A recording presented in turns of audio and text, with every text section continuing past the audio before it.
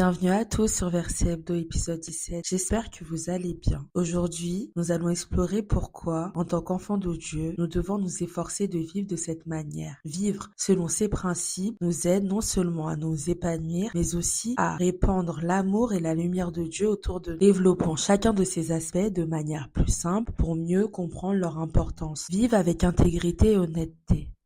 Celui qui marche dans l'intégrité marche avec assurance, mais celui qui prend des chemins détournés sera découvert.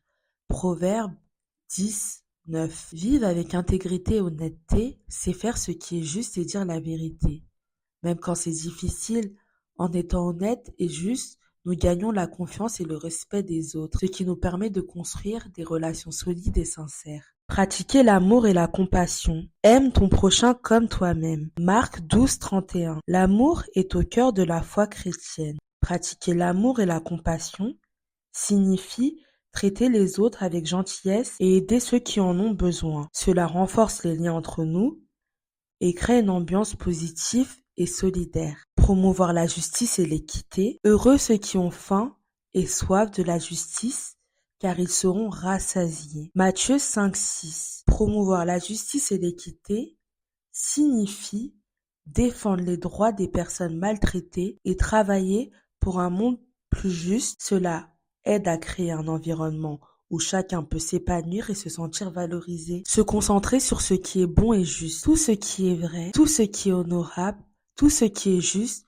tout ce qui est pur, tout ce qui est aimable, tout ce qui mérite l'approbation. S'il y a quelques vertus et quelques louanges, que cela occupe vos pensées. Philippiens 4, 8. Se concentrer sur ce qui est bon et juste signifie penser à des choses positives et morales, comme être honnête, loyal, patient et gentil. En pensant et en faisant ce qui est bon, nous suivons les enseignements de Dieu et aidons à créer un environnement de respect et de dignité. Servir les autres avec humilité. Servez les uns les autres avec amour.